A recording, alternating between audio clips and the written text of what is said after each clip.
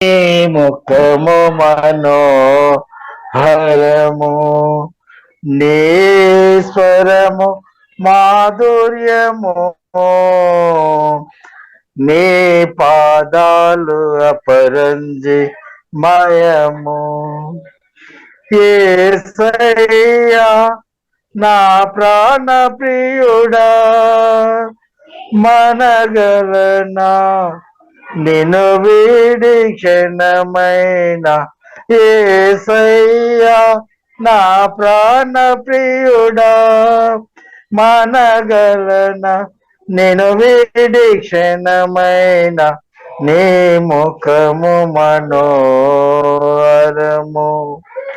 నీ స్వరము మాధుర్యము, ఏ పాదాలు అపరంజి మయము. నీవే నా తోడువై, నీవే నా జీవమై, నా వృద్ధిలోన నిలిచిన జ్ఞాపికవై. నీవే నా తోడువై, నీవే నా జీవమై, నా వృద్ధిలోన నిలిచిన జ్ఞాపికవై. అనువనువున నీ కృప నిక్షిప్తమై, నన్ను ఎన్నడు వీడని అనుబంధమై. అనువనువున నీ కృప నిక్షిప్తమై, నన్ను ఎన్నడు వీడని అనుబంధమై. యేసయ్యా నా ప్రాణ ప్రియుడా, మనగలనా నిరీక్షమైన. యేసయ్యా నా ప్రాణ ప్రియుడా, మనగలనా నిన్ను వీడి క్షణమైన. నీ ముఖము మనోహరము, నీ స్వరము మాధుర్యము, నీ పాదాలు అపరంజి మయము. నీవే నా శైలమై, నీవే నా శృంగమై, నా విజయానికి నీవు భుజ బలమై. నీవే నా శైలమై, నీవే నా శృంగమై, నా విజయానికి నీవు భుజ బలమై. అనుక్షణము శత్రువుకు ప్రత్యక్షమై, నన్ను వెనుదీయనీయక వెను తట్టినావు. అనుక్షణమున శత్రువుకు ప్రత్యక్షమై, నన్ను వెనుదీయనీయక వెను తట్టినావు. యేసయ్యా నా ప్రాణ ప్రియుడా, మనగలనా నిన్ను వీడి క్షణమైన. యేసయ్యా నా ప్రాణ ప్రియుడా, మనగలనా నిన్ను వీడి క్షణమైన. నీ ముఖము మనోహరము, నీ స్వరము మాధుర్యము, నీ పాదాలు అపరంజి మయము. నీవే వెలుగువై, నీవే ఆలయమై, నా నిత్యత్వమునకు ఆద్యంతమై. నీవే వెలుగువై, నీవే ఆలయమై, నా నిత్యత్వమునకు ఆద్యంతమై. అమరలోకాన శుద్ధులతో పరిచయమై, నన్ను మై మరచి నేనేమి చేసేదను. అమరలోకాన శుద్ధులతో పరిచయమై, నన్ను మై మరచి నేనేమి చేసేదను. యేసయ్యా నా ప్రాణ ప్రియుడా, మనగలనా నిన్ను వీడి క్షణమైన. యేసయ్యా నా ప్రాణ ప్రియుడా, మనగలనా నిన్ను వీడి క్షణమైన నీ ముఖము మనోహరము, నీ స్వరము మాధుర్యము, నీ పాదాలు అపరంజిమయము. వాక్యం చెప్తారు. అందరికీ ప్రేసులు అమ్మా, అందరికి ప్రేసులు వినబడతా? వినపడుతుంది పాస్టర్ గారు. అందరం బాగున్నారండి? Praise the Lord. అందరం బాగున్నాం. Thank you. మీరు బాగున్నారా పాస్టర్ గారు? బాగున్నామా మేము, దేవుని కృప కాబట్టి. సంవత్సరం ప్రార్థన చేశారు మా కోసం అందరూ. ఈ రోజు మన దేవుని హస్తం గురించి నేను కొన్ని వాక్యాలు మనం ధ్యానించుకుంటాం. దేవుని చేతితో మనని మట్టితో సృష్టించాడు. మట్టిలో నుండి మనల్ని సృష్టించిన దేవుడు తన సృష్టిని తన హస్తముతో నడిపించాలని ఆశపడతారు. ఆయన చేతి కింద మనల్ని సమర్పించిన వారు ఉండాల. ఆయన ఏ కార్యాలు చేసినానో మనం మంచిది చేశారు. ఆయన తగ్గిన సమయంలో మనల్ని హెచ్చించడానికి ఆయన గరిష్టమైన చేతి కింద దీన మనసుకులై ఉండడి. ఆయన చేతి కింద ఉన్న వారిని హెచ్చించిన దేవుడుగా మన దేవుడు ఉన్నాడు. అందుకోసం దేవుడు తోడుగా ఉన్నవారి జీవితంలో గొప్ప గొప్ప కార్యాలు చేసే దేవుడుగా ఉన్నాడు. అందుకోసం ఆయన చేతి కింద మనల్ని సమర్పించుకొని మన దేవుని వైపు చూసి ఇందుకు సాగాలి. యెషయా గ్రంథము 52 అధ్యాయము 10 వాక్యము. సమస్త జనములను కన్నులెదుట యెహోవా తన పరిశుద్ధ బాహువును బయలుపరిచి ఉన్నాడు. భూది కింద నివాసులందరూ మన దేవుని రక్షణ చూచెదరు. ఇక్కడ 52 యెషయా గ్రంథము 52 అధ్యాయము 10 వాక్యము చెప్పబడుతూ ఇక్కడ సమస్త జనముల కన్నులెదుట యెహోవా తన పరిశుద్ధ బాహువును బయలుపరిచి ఉన్నాడు. భూది కింద నివాసులందరూ మన దేవుని రక్షణ చూచెదరు. ఇక్కడ దేవుడు తన పరిశుద్ధమైన బాహువును బయలుపరిచి ఉన్నాడు, సెలవిచ్చాడు. భూది కింద నివాసులందరూ మన దేవుని రక్షణ చూచెదరు. దేవుని హస్త పనిలో దేవుడు భూమిలో జరిగించి ఉన్నాడు. జరిగిపోయిన కార్యాలు ఇక్కడ చెప్తారు. దేవుడు ఏంటిది మనం చూస్తే యేసు ప్రభువును ఈ లోకానికి పంపించాడు. యేసుక్రీస్తు ద్వారానే మానవులకు రక్షణ అనే క్రియలు చేసి ఉన్నాడు. పరిశుద్ధ బాహువును ద్వారా మనల్ని దేవుడు బలపరుచుతాడు. తన క్షేమంలోకి మనల్ని నడిపిస్తాడు. ఆయన కార్యాలు మనల్ని సంతోషపరిచింది ఉంది. రోజు ఆయన చేసిన అన్ని కార్యాలు చేసిన కూడా ఏది మన సంతోషపరిచింది ఉంది.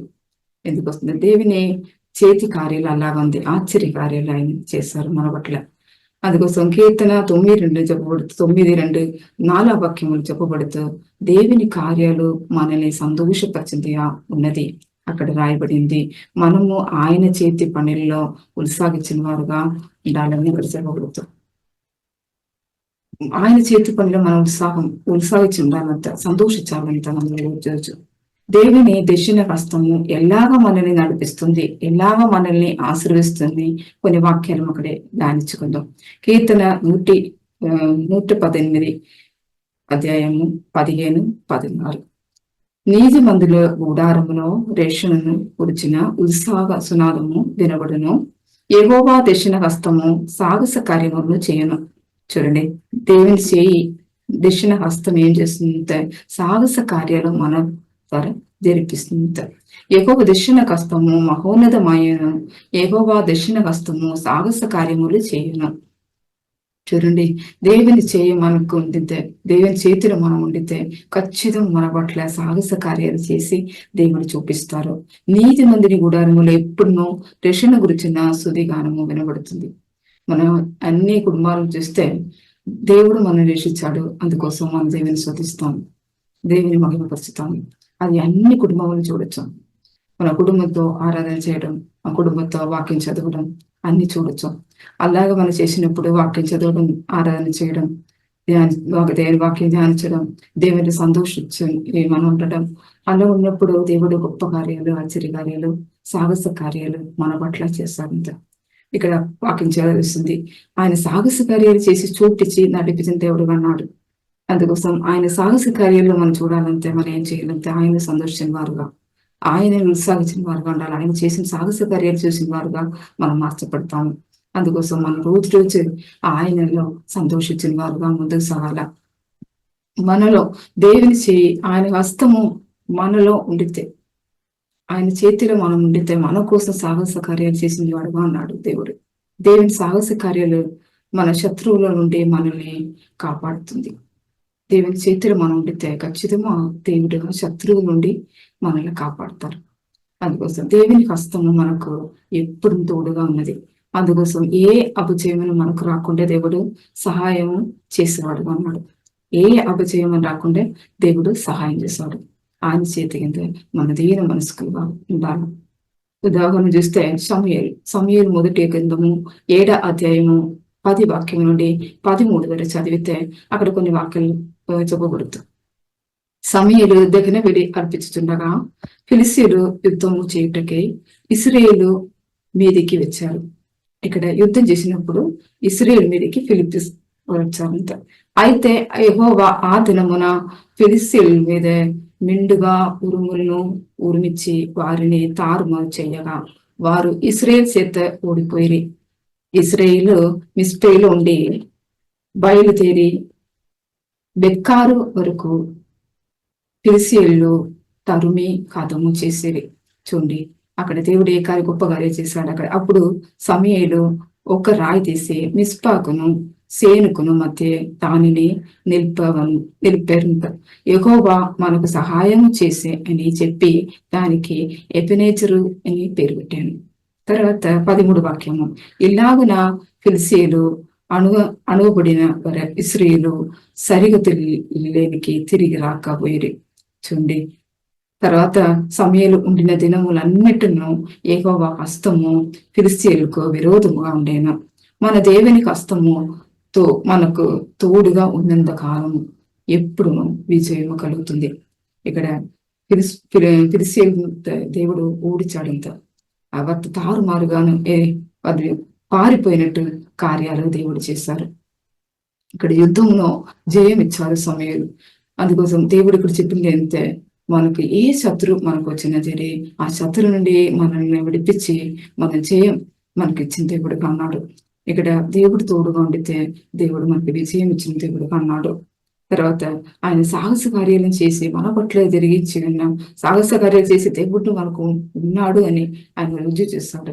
అందుకోసం మనం ఏం చేయాలంటే దేవుడు తోడు ఉన్నారు, దేవుని హస్తములు మనం ఉన్నాము, మన ఆలోచన చేసుకోవాలి. దేవా మీరు మాతో ఉన్నారు, అందుకోసం అన్ని విషయంలో మాకు జయం వచ్చిన దేవుడుగా అన్నారు అని చెప్పి మనం ఆలోచన చేయాల. ఇంతవరకు ఏ శత్రువునో మనలో విజయం పొందలేదు. దేవుడు తోడుగా ఉండితే ఆయన హస్తం మనకు ఉండితే ఏ శత్రువును మనలో విజయం పొందలేదు.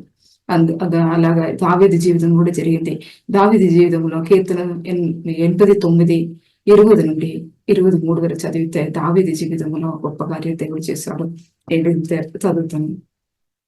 దావీదు జీవితంలో జరిగింది అంటే అక్కడ ఆ వాక్యం 20 వాక్యం, నా సేవకుడైన దావీదు నేను కనుక్కొని ఉన్నాను, నా పరిశుద్ధ తైలముతో అతని అభిషేకించి ఉన్నాను, నా చేయి ఎడతేగా అతనికి తోడే ఉండేను, నా బాహుబలమును అతని బలపరచును, ఏ శత్రువును అతని మీదే జయము నందుడు. తర్వాత దోషకారులు అతని బాధపరచరు. తర్వాత అతని ఎదుట నిలవకుండా అతని విరోధులను నేను పడగొట్టదను. చూడండి, ఇక్కడ మనకు విజయం ఇచ్చిన దేవుడుగా అన్నాడు. దేవునికి హస్తం మనలో ఉండితే, దేవునికి హస్తములో మనం ఉండితే ఖచ్చితంగా దేవుడు మనకు విజయం ఇచ్చిన దేవుడుగా ఉన్నాడు. అందుకోసం సమూయేలు జీవితంలో గొప్ప కార్యాలు చేశారు, అలాగే దావీదు జీవితంలో గొప్ప కార్యాలు చేసిన దేవుడుగా అన్నాడు. అందుకోసం దేవునికి హస్తములో మనం సమర్పించిన వాడుగా ఉండాలి.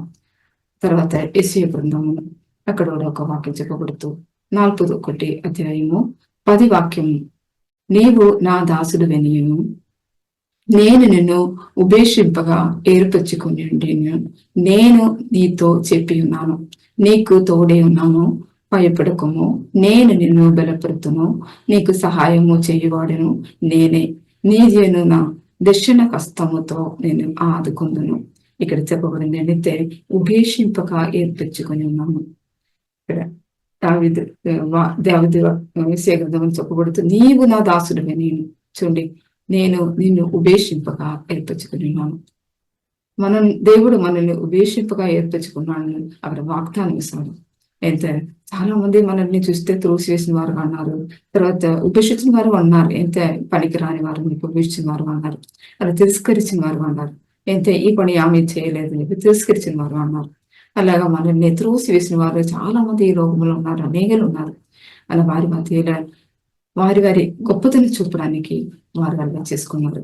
ఎంత వారి గొప్పతనం వారు చూపడానికి కనపరచాలని చెప్పి వారు అలా చేశారు. ఇద్దరిని కుదిరి చూసుకుని వార్త తిరస్కరించడం అలాగ ఉండకుండా దేవుని గొప్పతనం ఏంటంటే ఇక్కడ చూస్తే ఏ ఒక్కరిని ఉపేక్షించిన దేవుడు కాదు.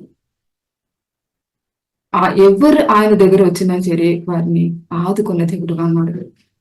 దేవుని హస్తములో మనల్ని చెక్కి ఉన్నాడను మాట ఇచ్చి సెలవిచ్చున్నాడు. అలాగున్న దేవుడు అనుకున్నారు. అందుకోసం మనం ఉపేక్షించబడినా సరే, మనుషుల ద్వారా ఉపేక్షించబడినాను, దేవుడు మనల్ని ఎప్పుడు ఉపేక్షించలేదు, తిరస్కరించలేదు దేవుడు మనల్ని. అందుకోసం ఆయన హస్తంలో మనం ఉండాలి. అలాగా ఆయన హస్తం ఎప్పుడు సదాకాలము తోడుగా ఉన్నది. ఆయన కష్టం ఎన్నడూను విడువను, ఎన్నడూ నడపాలి. అందుకోసం ఆయన కష్టంను మనం సమర్పించి మనం ముందుకు సాగాల. దేవుని కష్టము మనల్ని భయం నుండి విడిపిస్తుంది, అలాగా బలపరుచుతుంది. ఆయన కష్టం మన నుండి బలపరుచుతుంది, అలాగా సహాయం చేస్తుంది. అన్ని విషయంలో మనకు సహాయం చేస్తుంది. నీతి మార్గంలో నడిపించి ఆశీర్వదించి ఆయన కాపుదల, ఎప్పుడు ఆయన కాపుదల మనకుంది. అందుకోసం ఎప్పుడు ఆయన వైపు చూసి ఆయనలో మనం ఆదుకొని మనం ముందుకు వెళ్ళిన వారు ఉండాలి. అందుకోసం తర్వాత కీర్తన దేవుడు చెప్పబడుతూ సేమ్ మాటనే కీర్తన 37:24 వాక్యంలో యెహోవా అతని చేయి పట్టుకొని ఉన్నాడు గనుక అతడు నెలను పడినను లేవలేక ఉండడు. చూడండి, పడినాను లేవలేక ఉండలేదంత. దేవుడు యెహోవా అతని చేయి పట్టుకొని ఉన్నాడు అంత. ఓ వాగ్దానం ఇచ్చున్నారు. ఎంత ఆయన చేతిలో ఉన్నాము అన్న వాగ్దానం ఆయన ఇచ్చున్నారు. అందుకోసం మనం పడినాను లేవలేక ఉండలేదు, మనం లేసాము మంచిదా. అయితే మనుషులను తలంపులను వారి బలమును ఆశ్రయించి పడిపోయిన వారు ఉన్నారు. చాలా మందిలో వారు ఇంత వారి బుద్ధి, వారి జ్ఞానం, వారి ఉన్నదాన్ని బట్టి వారు ఆశ్రయిస్తారు. తాను ఆశ్రయించి పడిపోయినారు. చాలా మంది పడిపోయినారు లోకం చూడొచ్చు. అలాగా దేవుని చేత ఏర్పరచబడిన వారు పడినాను లేవనెత్తు దేవుడు అన్నాడు. తర్వాత నీతిమంతుడు 7 సారి పడినను లేచినంత. నీతిమంతుడు ఎన్నిసారి పడినా సరే దేవుడు లేవనెత్తిన దేవుడు అన్నాడు. నీతిమంతుడిగా జీవించిన ఏ ఒక్క వ్యక్తికి శ్రమలు వచ్చినాను, ఇబ్బందులు వచ్చినా సరే, అనారోగ్యం వచ్చినా సరే, శోధనలు వచ్చినా సరే, దేవుడు తన హస్తము చాపి ఆయన ఆదుకొని లేవనెత్తినంత. మన దేవుడు ఎలా ఉన్న దేవుడు అంటే ఆయన కష్టంగా ఇబ్బందులు ఎలా ఉన్నా సరే దానిలో దాని మధ్యలో ఆయన మనల్ని ఆదుకొని లేవనెత్తిన దేవుడు అన్నారు. అందుకోసం ఆయన వాగ్దానం వేసింది, నేను ఆదుకుంటుంది. చూడండి, ఆయన పట్టుకొని ఉన్నాను, చేయి పట్టుకొని ఉన్నాను, మీరు పడకుండా మిమ్మల్ని నడిపించడానికి మేము చేయి పట్టుకొని ఉన్నాము అని చెప్పి ఆయన వాగ్దానం ఇచ్చున్నారు. తర్వాత ఆయన కాపుదలు ఇచ్చే దేవుడు మనకు. అలా చూస్తే దేవుడు మనం పడిపోయి ఇవ్వడు, మనల్ని భద్రంగా కాపాడు దేవుడు అన్నాడు. ఆయన కాపుదలు మనకు ఉన్న కాబట్టి మనం పడిపోకుండా నడవడానికి సహాయం చేస్తాడు. రోజు మనం నడవడానికి సహాయం చేస్తాడు. నీతి మార్గంలో నడవడానికి, సత్య మార్గంలో మనం నడవడానికి ఆయన సహాయుడుగా ఉన్నాడు. అందుకోసం ఆయన కష్టంలో మనం సమర్పించిన వారు ఉండాల. తర్వాత కీర్తన 73:3 వాక్యం చెప్పబడుతూ, నేను ఎల్లప్పుడూ నీ యొద్దే ఉన్నాను, నా కుడి చేయి నీవు పట్టుకొని ఉన్నావు. అక్కడ దావీదు చెప్పిన మాట ఏంటంటే, నేను ఎల్లప్పుడూ నీ యొద్ద ఉన్నాను. ఆయనకి అయితే తెలిసిపోయింది దేవుని చేత ఉన్నాడు అని చెప్పి దావీదు తెలిసిపోయింది. ఆయన చెప్తారు, అలా దేవునితో మాట్లాడతారు, నేను ఎల్లప్పుడూ నీ యొద్ద ఉన్నాను, నా కుడి చేయి నీవు పట్టుకొని ఉన్నావు. తర్వాత చెప్పింది, నీ ఆలోచన చేత నన్ను నడిపించదవు, తర్వాత మహిమలో నువ్వు నన్ను చేర్చుకుందువు. దేవుడు మనం చేయి పట్టుకొని ఉండితే దేవుని ఆలోచనతో మనల్ని నడిపించి తన మహిమలోనికి తీసుకువెళ్తారు. తన మహిమ చూపడానికి మనల్ని ఆయన ఎన్నుకున్నాడు. మన మన ద్వారానే తన మహిమను చూపడానికి మనల్ని దేవుడు ఎన్నుకున్నాడు. ఆయన కృపాక్షేమములే మన వెంట వచ్చును. దేవుడు మనల్ని నడిపించితే మన జీవితంలో క్షేమములోనికి నడిపించబడుతుంది. అందుకు దేవుని చేయి మనలో ఉండితే, మన చేయి ఆయన పట్టుకొని ఉండితే ఖచ్చితంగా మన జీవితంలో క్షేమములు చూస్తామైతే, కృపాక్షేమములు మనం చూడగలుగుతాము. అందుకోసం గొప్ప కార్యాలు చేసిన దేవుడు మన చేయి పట్టుకొని ఉన్నారు. ఆయనను చూసి మనం ముందుకు సాయం అంటారా? మన జీవితంలో కృపాక్షేమములు మనం చూడాలంటే ఆయన చేతిలో మనల్ని సమర్పించిన వారు ఉండాల. ఆదికాండం 39 అధ్యాయము 20-23 కూడా చెప్పబడుతూ, యెహోవా మనకు తోడే ఉన్నాడు.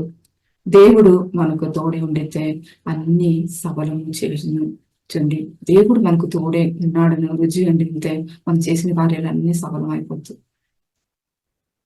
ఏ ఒక్క కార్యంగా సఫలం లేకుండా సఫలం అయిపోతుంది. అన్ని ఆశలుగా మార్చిపోతుంది. అందుకోసం మనం ఏం చేయగలుగుతాం?